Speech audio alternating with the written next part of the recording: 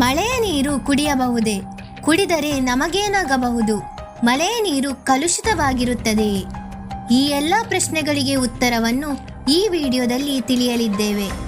ಎಲ್ಲರಿಗೂ ಪ್ರೇರಣಾ ಯೂಟ್ಯೂಬ್ ಚಾನೆಲ್ಗೆ ಸ್ವಾಗತ.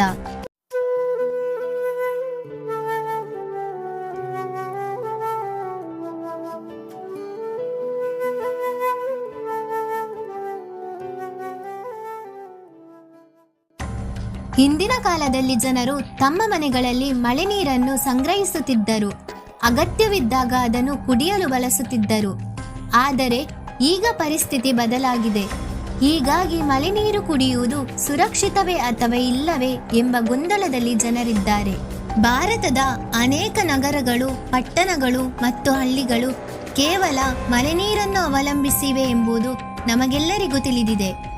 ಆದರೆ ಮಳೆ ನೀರು ಸಂಪೂರ್ಣವಾಗಿ ಸುರಕ್ಷಿತ ಎಂದು ಇದರ ಅರ್ಥವಲ್ಲ.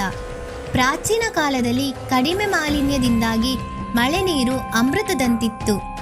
ಆದರೆ ಈಗ ಮಳೆ ನೀರು ಕೂಡ ಕಲುಷಿತವಾಗುವಷ್ಟು ಮಾಲಿನ್ಯ ಹೆಚ್ಚಾಗಿದೆ. ಸಿಡಿಸಿ ಪ್ರಕಾರ ಈ ನೀರಿನಲ್ಲಿ ಹಾನಿಕಾರಕ ವೈರಸ್ಗಳು ಮತ್ತು ಬ್ಯಾಕ್ಟೀರಿಯಾಗಳು ಇರಬಹುದು. ಇದು ಮಾನ್ಸೂನ್ ಸಮಯದಲ್ಲಿ ಜನರಿಗೆ ಸೋಂಕಿಗೆ ಪ್ರಮುಖ ಕಾರಣವಾಗಿದೆ. ಕಲುಷಿತ ವಾತಾವರಣದಿಂದ ಮಳೆ ನೀರು ಕೂಡ ಕಲುಷಿತಗೊಂಡಿದೆ. ಇದು ಸೂಕ್ಷ್ಮ ಕಣಗಳನ್ನು ಸಹ ಹೊಂದಿದೆ. ಇದು ಆರೋಗ್ಯಕ್ಕೆ ಹಾನಿಯುಂಟು ಮಾಡುತ್ತದೆ. ಮಳೆ ನೀರು ಶುದ್ಧವಾಗಿದ್ದರೆ ನಿಮ್ಮನ್ನು ಹೈಡ್ರೇಟ್ ಮಾಡಲು ಉತ್ತಮ ಮಾರ್ಗವಾಗಿದ್ದರೂ ಇತರ ನೀರಿನ ಮೂಲಗಳಿಂದ ಬರುವ ನೀರಿಗಿಂತ ಇದು ಇನ್ನೂ ಹೆಚ್ಚು ಪ್ರಯೋಜನಕಾರಿಯಲ್ಲ. ಎರಡನೆಯ ಕಾರಣವೇನೆಂದರೆ ಈ ನೀರು ಟ್ಯಾಪ್ ನೀರಿಗಿಂತ ಹೆಚ್ಚು ಕ್ಷಾರೀಯವಾಗಿದೆ. ಇದು ನಿಮ್ಮ ರಕ್ತದ pH ಅನ್ನು ಹೆಚ್ಚಿಸುತ್ತದೆ ಮತ್ತು ಅದನ್ನು ಹೆಚ್ಚು ಕ್ಷಾರೀಯವಾಗಿಸುತ್ತದೆ. ಗರ್ಭಿಣಿಯರು, ವೃದ್ಧರು, ಶಿಶುಗಳು ಹಾಗೂ ರೋಗ ನಿರೋಧಕ ಶಕ್ತಿ ಕಡಿಮೆ ಇರುವವರು ಮಳೆ ನೀರನ್ನು ಕುಡಿಯಬಾರದು. ಇದು ಆರೋಗ್ಯದ ಅಪಾಯವನ್ನು ಉಂಟು ಮಾಡಬಹುದು. ಮಳೆ ನೀರನ್ನು ಯಾವುದಕ್ಕೆಲ್ಲ ಬಳಸಬಹುದು? ಮಳೆ ನೀರು ಕಲುಷಿತವಾಗಿದ್ದು ಜನರು ಕುಡಿಯುವುದನ್ನು ತಪ್ಪಿಸಬೇಕು.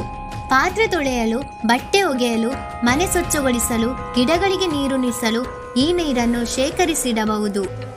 ನಿಮ್ಮ ನಗರದಲ್ಲಿ ನೀರಿನ ಕೊರತೆ ಇದ್ದರೆ ಮತ್ತು ನೀವು ಮಳೆ ನೀರಿನ ಮೇಲೆ ಅವಲಂಬಿತರಾಗಿದ್ದರೆ ನೀವು ಆ ನೀರನ್ನು ಕುದಿಸಿ ಕುಡಿಯಬಹುದು.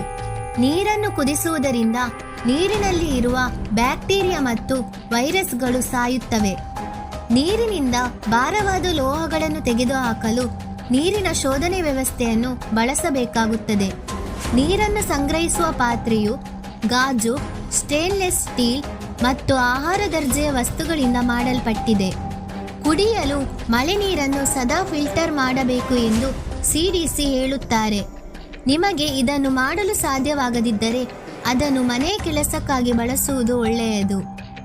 ಈ ಮಾಹಿತಿ ನಿಮಗೆ ಇಷ್ಟವಾದಲ್ಲಿ ಈ ವಿಡಿಯೋವನ್ನು ಲೈಕ್ ಮಾಡಿ ಮತ್ತು ಶೇರ್ ಮಾಡಿ.